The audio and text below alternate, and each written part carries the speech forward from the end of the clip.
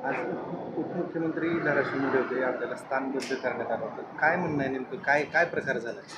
सर्वप्रथम आज धाराशिव जिल्ह्यामध्ये माननीय सर्वसामान्यांचे लोकनाथ, महाराष्ट्राचे लोकप्रिय उपमुख्यमंत्री एकनाथजी शिंदेसाहेब, आता शिवसेना मुख्य नेते, यांचं आज जिल्ह्यामध्ये मी सर्वप्रथम सर्व शिवसैनिक बांधवाच्या वतीने स्वागत करतो. आणि आज एकनाथभाई शिंदेसाहेब येणार आहेत.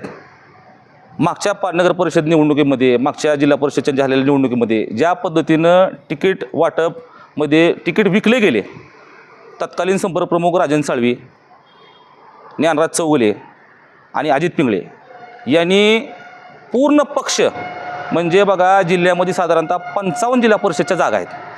55 पैकी कळंबला 8, धाराशिव तालुक्यातल्या 12 आणि तुळजापूर तालुक्यातल्या 9, अशा 29 जागेपैकी जागा वाटपामध्ये फक्त 5 जागा महायुती म्हणून घेतल्या. 5 जागेमध्ये 4 उमेदवार हे भाजपचेच आहेत, फक्त चिन्ह शिवसेनेचं आहे. आणि उरलेल्या सगळ्या जागा त्यांनी भाजप देऊन टाकल्या. अशा पद्धतीनं त्यांनी जिल्हा परिषद देखील भाजपच्या घशामध्ये घालायचा घाट या प्रभारी जिल्हाप्रमुख ज्ञानराज चौगुले आणि साळवी यांनी केला. ही सगळी तक्रार आम्ही एकनाथभाई शिंदेसाहेबांकडे मांडली. त्या पद्धतीनं राजन साळवीला पदावरून देखील हटवलं आहे. नवीन संपर्कप्रमुख या ठिकाणी नेमले गेलेले आहेत. आता पुढच्या तक्रारी आम्ही करतो आहे. उर्वरित पदाधिकारी पदावरून हटवा, यांना बरखास्त करा आणि आपल्याला वाटेल योग्य शिवसैनिक त्या ठिकाणी पदावर आपण नेमावा. आणि ही मागणी आम्ही त्यांच्यापर्यंत एकनाथभाईपर्यंत पोचू नये म्हणून साधारणतः तुळजापूर, धाराशिव आणि कळंब येथील 50 पदाधिकाऱ्यांना स्थानबद्ध केलं आहे. किंवा कार्यक्रमाला त्यांनी तिथपर्यंत येऊ नये, शिवसेनेला एकनाथभाईंना भेटू नये आणि घरानं सांगू नये, मांडू नये म्हणून कुणालाही भेटू द्यायचं त्यांनी घाट घातलेला आहे. त्यामुळं अतिशय पोलीस बंदोबस्त मोठ्या प्रमाणात लावलेला आहे. अरे तुमच्यात दम आहे, तुमच्यात हिंमत आहे तर आमच्यासमोर भिडायला या ना, भेटायला आम्हाला, तुम्हाला दाखवतो आम्ही. अरे आम्ही गावचे वतनदार आहे, इथं गावामध्ये कार्यक्रम आमच्या तुम्ही येता आणि तर आम्हाला स्थानबद्ध करता काय? अरे पोलीस लोकाला पुढे कशाला घालताय? तुमच्यामध्ये हिंमत आहे ना, या आम्हाला भिडायला या, तुम्हाला 2 हात करायची हिंमत आमच्यामध्ये आहे. आम्ही शिवसैनिक आहे बाळासाहेब ठाकरेंचे. आणि ही सगळी कैफियत उद्या देखील आम्ही शिंदेसाहेबाला जाणार, भेटणार, मांडणार.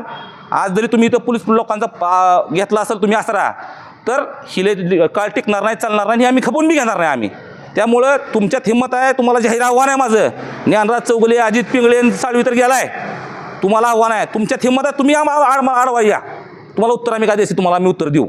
पण पोलीस लोकांना पुढे घालून, कारण पोलीस लोकांना सांगितलं आम्हाला शेवटी आमची नोकरी आहे, आम्हाला आदेशात पोलीस अधीक्षकांचे.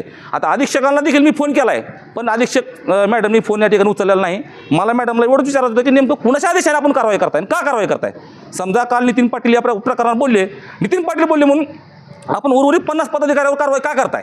प्रत्येक सरपंचाला, प्रत्येक पदाधिकाऱ्याला, उपतालुका प्रमुख असेल, विभाग प्रमुख असेल, त्या ठिकाणचा शहर प्रमुख असेल, त्या ठिकाणचा पदाधिकारी असेल, त्याला जाऊन तुम्ही घराघरात जाऊन पोलीस दडपण आणायला लागले, तुम्ही कार्यक्रमाला येऊ नका, तुम्हाला अटक करू, तुम्हाला कारवाई करू. अशा पद्धतीनं राजकारण चालत नसतं. ही लोकशाहीचं राजकारण आहे, हिटलरशाही हुकुमशाहीचं राजकारण नाही संपलेलं आहे आता ही. त्यामुळं ही उद्याची सगळी कैफियत आम्ही श्रीकांत शिंदेसाहेब असतील, एकनाथभाई असतील, यांना आम्ही मांडणार आहेत. आणि याच्यानंतर पुढची आमची राजकीय काय भूमिका असेल ते आम्ही ठरवून आम्ही योग्य घेऊ.